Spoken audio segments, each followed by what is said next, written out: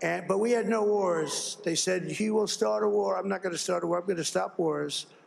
But this is also a massive victory for democracy and for freedom. I'm not happy with Israel.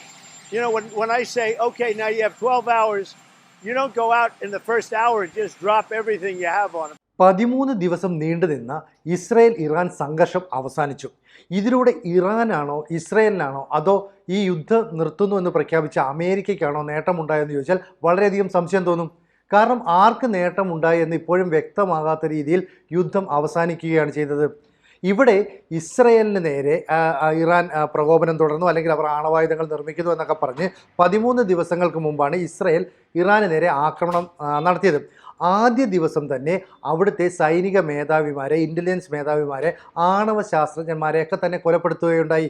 അങ്ങനെ ഈ സംഘർഷത്തിൽ ഒരു മേൽക്കൈ Israel നേടി എന്ന് തോന്നുന്ന സമയത്താണ് ഇറാൻ്റെ ഭാഗത്തുനിന്ന് തിരിച്ചടികളുണ്ടായത്. അതായത് ഒരിക്കൽ പോലും ഇസ്രായേലിൻ്റെ വ്യോമ പ്രതിരോധ സംവിധാനത്തെ തകർക്കാൻ കഴിയില്ല എന്ന് പ്രതീക്ഷിച്ചിരുന്നുവെങ്കിൽ അതിനെയെല്ലാം തകർത്ത് കൃത്യമായ മിസൈലുകളും ഡ്രോണുകളും ഒക്കെ ഇസ്രായേലിൻ്റെ പല ഭാഗത്തും വന്ന് പതിക്കുന്നു. അപ്പം അയൺ ഡോമാണ് ലോകത്തെ ഏറ്റവും മികച്ച വ്യോമ പ്രതിരോധ സംവിധാനം എന്ന് അഭിമാനിച്ചിരുന്ന ഇസ്രായേലിൻ്റെ ഒരു ക്ഷതമേൽപ്പിക്കാൻ ഇറാന് സാധിച്ചു എന്നുള്ളത് മറ്റൊരു നേട്ടമാണ്. മാത്രമല്ല, അയത്തുള്ള അലി ഖമനൈ എന്ന് പറയുന്ന മത നേതാവിനെ, മതഭരണകൂടത്തെ ഞങ്ങൾ അട്ടിമറിക്കും, അവിടുത്തെ ഭരണകൂടത്തെ മാറ്റും എന്നൊക്കെയായിരുന്നു ഇസ്രയേലിൻ്റെ നിലപാട്. ഏതാണ്ട് ഡൊണാൾഡ് ട്രംപും അതിന് സമാനമായ നിലപാട് സ്വീകരിച്ചു. അങ്ങനെയാണ് 10ാം ദിനം, അതായത് യുദ്ധം ആരംഭിച്ച 10ാമത്തെ ദിവസം അമേരിക്കയുടെ B-2 സ്റ്റെൽത്ത് ബോംബർ വിമാനങ്ങൾ ഇറാൻ്റെ ആണവ കേന്ദ്രങ്ങൾക്ക് നേരെ ആക്രമണം നടത്തിയത്. അതായത് ഫൊർദോയെ ആക്രമണം നടത്തി, അതുപോലെ തന്നെ ഇഫ്തഹാൻ അവിടെ ആക്രമണം നടത്തി. അങ്ങനെ ഇവരുടെ നഥാൻസ് ഉൾപ്പെടെയുള്ള ആണവ കേന്ദ്രങ്ങൾക്ക് ആക്രമണം നടത്തി എന്നതുകൊണ്ട് തന്നെ യുദ്ധത്തിൽ മേൽക്കൈ അവർ നേടിയെന്നാണ് കരുതിയത്. എന്നാൽ ഇത്തരത്തിലൊരു ആക്രമണം അവർ മുൻകൂട്ടി കണ്ടതുകൊണ്ട് തന്നെ സമ്പുഷ്ടീകരിച്ച യുറേനിയം ഉൾപ്പെടെ അവിടെ നിന്ന് മാറ്റിയെന്നാണ് പിന്നീട് പുറത്തു വന്ന വിവരങ്ങൾ. അപ്പോൾ അമേരിക്ക ഇവർക്കെതിരെ കർശനമായ നടപടി സ്വീകരിക്കുമെന്ന് ഒരിക്കൽ പറയുന്നു. ഏതാണ്ട് 2 ആഴ്ചത്തെ സമയം നൽകിയ ശേഷം മാത്രമേ ആക്രമണത്തെക്കുറിച്ച് ആലോചിക്കൂ എന്ന് ആദ്യം പറയുന്നു. അപ്പോൾ എപ്പോൾ വേണമെങ്കിലും നിലപാട് മാറ്റുന്ന ഒരു ഭരണാധികാരിയായിട്ട് ഡൊണാൾഡ് ട്രംപിനെ ലോകം വീണ്ടും വായിച്ചെടുക്കുകയായിരുന്നു.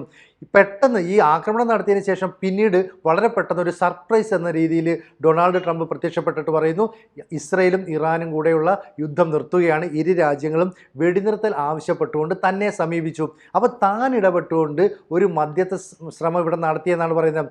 അപ്പോഴും ചില സംശയങ്ങൾ ഇവിടെ ഉയരുകയാണ്. കാരണം ഇസ്രയേലും ഇറാനും തമ്മിൽ അങ്ങനെ ഒരു വെടിനിർത്തൽ കരാറിൽ ഏർപ്പെട്ടിട്ടുണ്ടെങ്കിൽ അതിൻ്റെ ടേംസ് ആൻഡ് കണ്ടീഷൻസ് പുറത്തു വരേണ്ടതല്ലേ? എന്തൊക്കെയാണ് ഇരു രാജ്യങ്ങളും തമ്മിൽ അല്ലെ അവർ മുന്നോട്ട് വെച്ചേക്കുന്നത് മാർഗനിർദ്ദേശങ്ങൾ? ഇക്കാര്യങ്ങൾ അറിയില്ല. ഇനി മറ്റൊന്ന്, ഇസ്രയേൽ ഇറാനെ ആക്രമിക്കാനുള്ള കാരണം എന്താ? 60% സമ്പുഷ്ടീകരിച്ച യുറേനിയം അവരുടെ കൈവശമുണ്ട്. അത് വെച്ചുകൊണ്ട് എപ്പോൾ വേണമെങ്കിലും ആറ്റം ബോംബുകൾ അവർ നിർമ്മിക്കാം, ലോകരാജ്യങ്ങൾക്ക് ഭീഷണിയാണ്. ശരി, അങ്ങനെയാണെങ്കിൽ ഈ സംഘർഷം നിർത്തുമ്പോൾ ഈ ശുദ്ധീകരിച്ച യുറേനിയം എവിടെ? അപ്പോൾ സമ്പുഷ്ടീകരിച്ച യുറേനിയം എവിടെ വെച്ചാലും ഇത് അപകടകരമാണല്ലോ. ഇതിനെക്കുറിച്ച് വ്യക്തമായ യാതൊരു കാര്യവും പുറത്ത് പറയുന്നില്ല. അപ്പം ഇസ്രയേൽ പറയുന്നതും ഇറാൻ പറയുന്നതും കൃത്യമാണോ എന്ന് നമുക്ക് സംശയമുണ്ട്. ഇപ്പോൾ ഡൊണാൾഡ് ട്രംപ് പറയുകയാണ് വെടിനിർത്തൽ പ്രഖ്യാപിച്ചു എന്ന് പറഞ്ഞാൽ മണിക്കൂറുകൾക്കുള്ളിൽ ഇസ്രയേൽ ഇറാന് മേൽ ആക്രമണം നടത്തുകയാണ്. തിരിച്ച് ഇറാനും ഇസ്രായേലിന് മേൽ ആക്രമണം നടത്തി.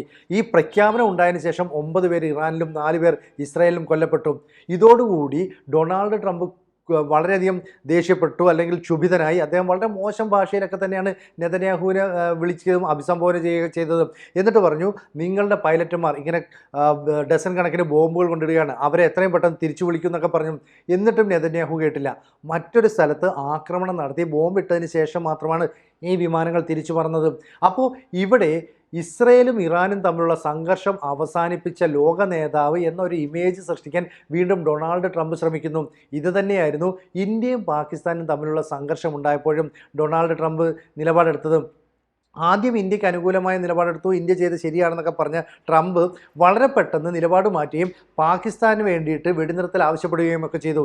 എന്നിട്ട് പറഞ്ഞത് ഇന്ത്യയും പാകിസ്ഥാനും തമ്മിലുള്ള വ്യാപാര ബന്ധം ഞങ്ങൾ നിർത്തലാക്കുമെന്ന് ഭീഷണിപ്പെടുത്തിയോടുകൂടി നരേന്ദ്രമോദിയും ഷഹബാസ് ഷെരീഫും തങ്ങളുടെ അടുത്ത് വന്ന് യുദ്ധം നിർത്തണമെന്ന് ആവശ്യപ്പെട്ടു എന്നാണ്. പിന്നീട് ഇന്ത്യൻ പ്രധാനമന്ത്രി നരേന്ദ്രമോദി ഇത് വ്യക്തമായിട്ട് തന്നെ തള്ളിപ്പറഞ്ഞു. എന്നിട്ട് പറഞ്ഞു, ഞങ്ങളുടെ കാര്യത്തിൽ അല്ലെങ്കിൽ ഈ യുദ്ധം നിർത്താനായിട്ട് ഒരു രാജ്യങ്ങളുടെയും ഇടനില ഉണ്ടായിട്ടില്ല, ഒരു രാജ്യങ്ങളും ഇതിനകത്ത് ഇടപെട്ടിട്ടില്ല, പിന്നെ ഈ പറയുന്ന ശുദ്ധ അസംബന്ധമാണെന്ന് പറഞ്ഞു. അപ്പോൾ ട്രംപിൻ്റെ ഈ നിലപാട്, അവകാശവാദങ്ങൾ, ഇതൊക്കെ എന്തിനു വേണ്ടിയാണ്? അപ്പോൾ പോർ വിമാനങ്ങളെ തിരിച്ചു വിളിക്കുമെന്ന് ട്രംപ് പറഞ്ഞിട്ടും അത് കേൾക്കാതിരുന്ന ബെഞ്ചമിൻ നെതന്യാഹു. ഇനി മറ്റൊന്നും, ഈ ഇറാനിലെ ഭരണമാറ്റം വേണമെന്നാണ് ഇസ്രായേൽ പ്രധാനമായും ആവശ്യപ്പെട്ടത്, അമേരിക്കയും അത് ആവശ്യപ്പെട്ടു. പക്ഷേ ഇപ്പോൾ ഡൊണാൾഡ് ട്രംപ് പറയുന്നു അത്തരത്തിലൊരു ഭരണമാറ്റം ഇറാനിൽ ഇപ്പോൾ ഉണ്ടാകേണ്ട ആവശ്യമില്ല. അങ്ങനെ സംഭവിച്ചാൽ അവിടെ വലിയ കലാപമുണ്ടാകാം, എന്ന് പറഞ്ഞാൽ ആഭ്യന്തരമായിട്ട് സംഘർഷങ്ങളൊക്കെ ഉണ്ടാകാം. ഇത്തരത്തിലൊരു ചിന്തയിലേക്ക് ഈ നെതന്യാഹുവിനെ അല്ലെങ്കിൽ ട്രംപിനെയൊക്കെ വേർതിരിച്ച് വിട്ടത് ആരാണ്? അവിടെ ഇറാൻ അല്ലാതെ മറ്റാരെങ്കിലും ഇടപെടലുണ്ടോ? അപ്പം നേരത്തെ ഒരു 6 days വാർ നടത്തിയപ്പോൾ ഇസ്രായേലിന് മുന്നിൽ അറബ് രാജ്യങ്ങൾക്കൊന്നും തന്നെ പിടിച്ചു നിൽക്കാൻ കഴിഞ്ഞില്ല. പക്ഷേ ഇവിടെ 13 ദിവസത്തെ യുദ്ധം നടന്നപ്പോൾ ഇറാന് കൃത്യമായിട്ട് ഇസ്രായേലിനെ പ്രതിരോധിക്കാൻ കഴിഞ്ഞു എന്നത് വളരെ വലിയ നേട്ടമാണ്. കാരണം അവർ ഹൈപ്പർസോണിക് മിസൈലുകളൊക്കെ ഉപയോഗിച്ച് ടെല്ലവീവിൽ, ജെറുസലേമിൽ, ഹൈഫ തുറമുഖത്ത് വരെ ആക്രമണം നടത്തി. അപ്പം ഒരിക്കലും തകരില്ല എന്ന് പറയുന്ന ഇസ്രായേലിൻ്റെ വ്യോമ പ്രതിരോധ സംവിധാനത്തെ തകർക്കാൻ ഇവിടെ ഇറാന് സാധിച്ചു. അമേരിക്കയ്ക്കെതിരെ വരെ ആക്രമണം നടത്തി. ഖത്തറിലെ US ആർമി ബേസുകൾക്ക് നേരെയാണ് ആക്രമണം നടത്തിയത്. അപ്പം ഇറാൻ തങ്ങളുടെ ശക്തി വ്യക്തമാക്കി, വെളിവാക്കി. ഇവിടെ ഇസ്രായേലും തങ്ങൾ കാര്യങ്ങളൊക്കെ പറയുന്നത് പോലെ ചെയ്തു. കാരണം തങ്ങൾക്ക് നേരെ ആക്രമണം നടത്തിയാൽ എങ്ങനെയായിരിക്കും പ്രത്യാക്രമണമെന്ന് ഇസ്രായേൽ പലതവണയായിട്ട് കാണിച്ചു കൊടുത്തു.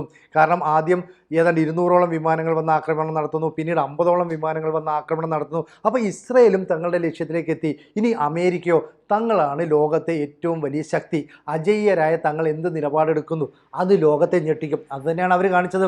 കാരണം B-2 സ്റ്റെൽത്ത് ബോംബർ വിമാനങ്ങൾ ഏതാണ്ട് 18,000 കിലോമീറ്റർ പറന്നു വന്നിട്ടാണ് ഇറാനിലെ ഈ ആണവ കേന്ദ്രങ്ങൾക്ക് നേരെ ബോംബാക്രമണം നടത്തിയത്.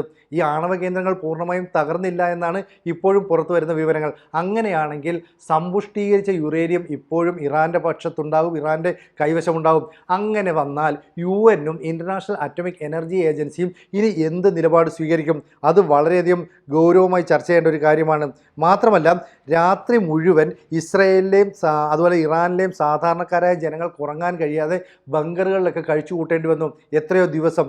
അപ്പം സൈറണുകളുടെ അകമ്പടിയൊന്നുമില്ലാതെ, അതിൻ്റെ വലിയ ശബ്ദം കേൾക്കാതെ, അതുപോലെ തന്നെ യുദ്ധവിമാനങ്ങളുടെ മുരൾച്ചയൊന്നും കേൾക്കാതെ സമാധാനമായിട്ട് ഇസ്രായേലിനും ഇറാനും ഏതാണ്ട് 13ാമത്തെ ദിവസമാണ് ഒന്ന് ഉറങ്ങാൻ കഴിഞ്ഞതെന്ന് പറഞ്ഞാൽ പോലും അത്ഭുതമില്ല. ഈ സംഘർഷം കൊണ്ട് ഉദ്ദേശിച്ച കാര്യങ്ങൾ ഇസ്രായേലിനോ അമേരിക്കയ്ക്കോ നേടാൻ കഴിഞ്ഞോ, അല്ലെങ്കിൽ അതിനെ പ്രതിരോധിച്ചുകൊണ്ട് ഇറാൻ തങ്ങളുടെ നിലപാടിൽ വിജയിച്ചോ? ഈ യുദ്ധത്തിൽ ഈ സംഘർഷത്തിൽ ആർക്കൊപ്പമാണ് വിജയം എന്ന കാര്യത്തിൽ ഇവിടെയും വ്യക്തതയില്ല.